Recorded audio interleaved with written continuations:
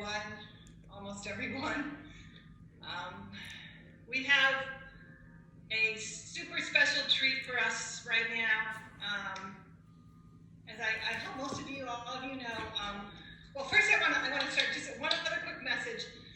Talking retirements, this isn't quite a retirement, but Malia is accepted a job with Elizabethtown ETCT, ECTC, and so she is going to be done at the end of this semester. Unfortunately, she can't be with us right now because her dad is very ill, and so she is working or taking care of. Well, taking care of. He's like in intensive care. So prayers to Malia's father and family, and just want to thank her for her service. But our special treat today is, and that's why we have our popcorn and hot chocolate, is a story by Dr. Petty. As you know, Dr. Petty will be done with this the end of the semester.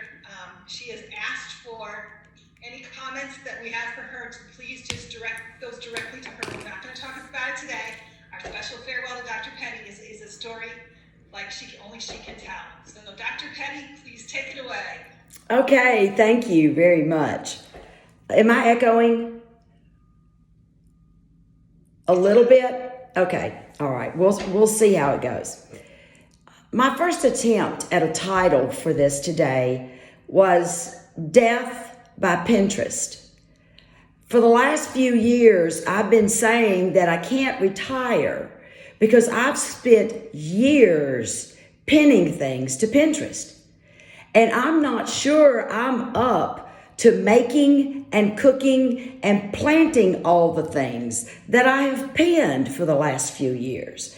And the last thing I want to do is work my whole life and then kill myself with a Pinterest board before it's all over. So I decided not to do that. What I decided was that there's a fine line between having a hobby or hobbies and mental illness. And I think I skirt that line maybe a little too much. But the title of what I've come up with today is called What You Build. And I'm going to start off with a few things that you probably didn't know about me, okay? I grew up on a farm on a dirt road in Giles County, Tennessee. No one on either side of my family had ever gone to college. And to this day, no one on either side of my family has ever graduated from college except myself and my two sisters. Most of the people who knew me were really shocked that I graduated from college once, much less got advanced degrees. I came to WKU on a 1-year promise to Dr. Karen Adams that I would come and help her out with literacy for 1 year. But what do you do when you fall in love with an institution of higher learning? And that's what happened. I fell in love with WKU, and I've been here for now 21 years. My longest running job prior to this was the 6 years that I taught second grade at Carthage Elementary School. And I remembered making a mental note when I left there to go to teach at Tennessee Tech University. I remember making a mental note of don't ever stay that long at any place again. And so I've broken all my own rules in all of this. To sum it up, I'd say I'm pretty much a walking poster child for ADD, mixed with a strong dose of type A personality. Imagine my mind as one of those big aluminum, brightly colored whirlybirds that people put in their yards. My brain is firing and spinning like that all the time, except when my ADD kicks in and it stops the blades completely, and the blades are pretty sharp. I have this ability to sound so confident in what I'm saying that it can make people question what they actually know. A few years ago, I was driving to go pick up my daughter, and I had a million things to do. I was completely stressed out.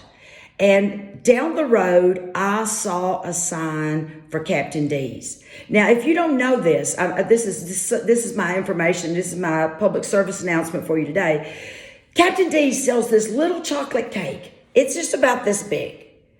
And it is the most moist and amazing chocolate cake anywhere. Until they invented those volcano cakes, and now I like those. But back then, Captain D's had the best chocolate cake, and I thought, that's what I need. That's my problem, low blood sugar. All I need is a good hit of chocolate cake, and today's gonna fall right in line just like it should.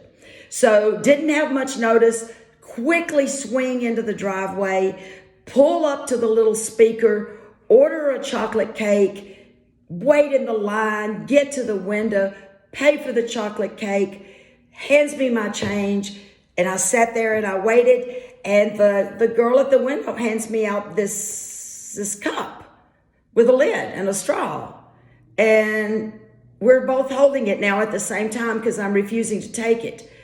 And I said, no, I said chocolate cake, not chocolate shake. And she said, ma'am, we don't sell chocolate cakes. And I said, really? I said, the Captain D's in Cookville sells chocolate cakes, and the Captain D's in Lebanon sells chocolate cakes, and it's a franchise, and the menu's the same all across the country, and you sell chocolate cakes. You're Captain D's. And she says, ma'am, this is Arby's. I had the turn split into two roads. Arby's to the left, Captain D's to the right. I took the left. So now I'm mortified. I have nothing, I mean, there's no comeback to, you're not even where you think you are, okay? So I pull up. And the tears in my eyes, because I'm not getting my chocolate cake. The whole thing has fallen apart on me, and I've embarrassed myself. So now, but then I realize I've paid money. Wait a minute, that's like double insult. Now I don't have a chocolate cake. I don't drink chocolate milkshakes. I don't even like them, and I don't have my money. So the logical thing to me seemed to be to put my car in reverse and back up to the window. Now, by this time, there's a manager there, okay? Because I think they're ready to put out a bolo on the crazy woman, hankering for some chocolate cake. And I look at him and I said, I didn't get my money. And he's standing there with my money in his hand, and he hands it to me. And I had absolutely, and it's hard to catch me speechless, but I was at that point. There was nothing I could say to him. Sometimes I feel like I'm Lucy running amok around the world, one Ethel short of a load. I'm challenged by both calendars and clocks. If you've ever had a meeting with me, you know this. I'm a day late, I'm a day early. I'm an hour late, I'm an hour early. It's next month, and I don't even catch it. This has been a challenge most of my life. But those are overshadowed by my problem with numbers in general. When you turn 65, and I just turned 65 in November, when you turn 65, you have to start having all these extra medical procedures. And so a couple of friends of mine and I got up the courage to go to a memory loss center and have our memories checked. So we get there, and the doctor says, now I'm just going to break you in a little bit as to how this is going to go. And so he says, he looks at my friend Alice and he says, can you tell me what is 5 times 5? And Alice says, 191. The doctor kind of makes a grim face and looks at my friend Betty, and he says, Betty, can you tell us what is 5 times 5? And then with all the confidence in the world, sweet girl, she says, Wednesday. And then he looks at me and he says, okay, Pam, how about you? What is 5 times 5? And I said, 25, with all the confidence in the world. He said, that's right. He said, now tell him how you got it. And I said, well, I took 191 and subtracted Wednesday. So numbers, that makes perfect sense to my mind in terms of numbers and how that goes. My 6-year-old's grandson's favorite quote right now is, I'm not smart enough to do everything, but I'm dumb enough to try. And I've adopted that. I've decided that that fits me more than it doesn't. In the last few months, since August, I have started a pandemic pod. If you don't know what that is, Google it. And it has morphed into a micro school. I have 7 little children. It's multi-age. I have kindergartners, first graders, and third graders. And we've been doing virtual learning together every day, all day long, since August. And then in January, we're going to morph the micro school a little bit more into a multi-age homeschool. So I am very excited about the next chapter and what I'm going to be doing next in my life. I feel like I have waited my whole life, and all of it has been building up to doing just this with these kids.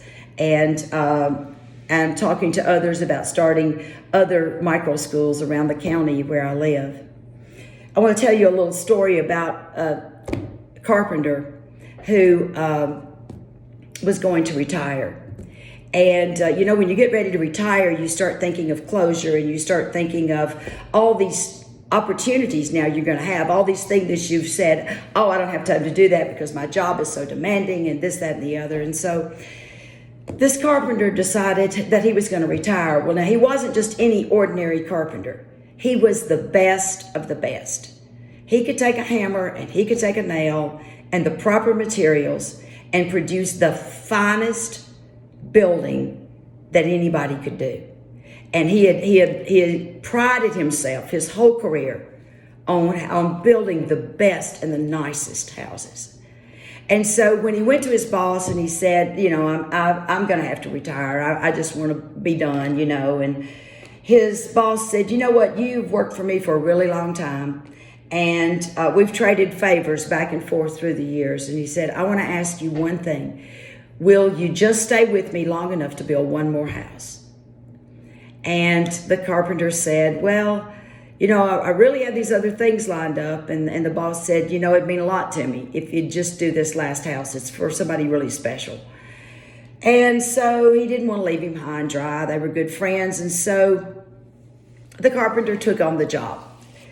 And as he got into it and got into the difficulty of finding this and the difficulty of doing that and the long hours and the hot days and he was tired, and he cut a few corners, okay? But the truth of it is he cut a lot of corners. He knew how to make it look okay, and he knew what he could put into it and get by with it. And so that's what he did. He made his very first inferior house that he'd ever built. And he thought from time to time about what kind of problems the people that had the house were going to face later on. And he just put it out of his mind thinking, well, he's doing the best he could do, and just let it go. So finally on the last day, the last nail goes in, door shuts. It's a good house. It's a closed house. It's a finished house.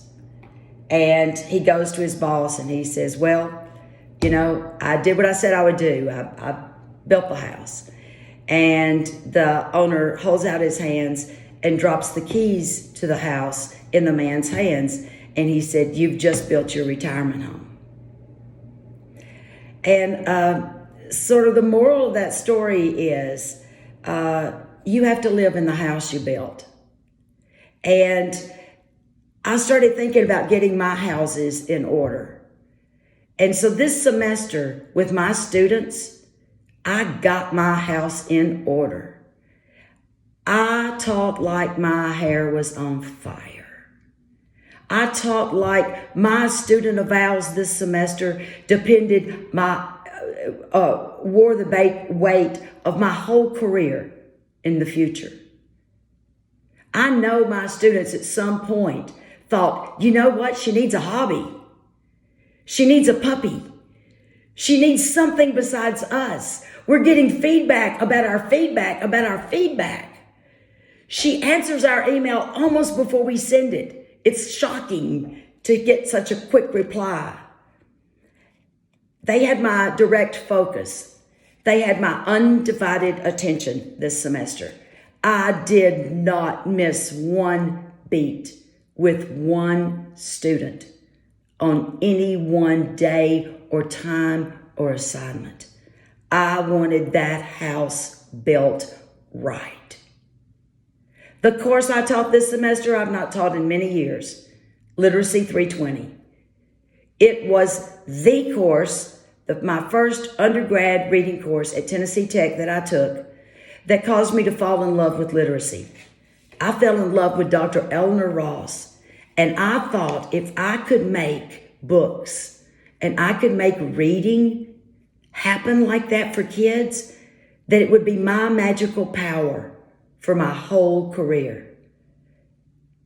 And she passed away last month, and I didn't get to tell her that. So I'm telling you, because I want that house left intact. And then I thought, there's another house that I've built, and that's with you all. So I want to get that house in order too. If you ever sat by me during a meeting, I'd like to apologize.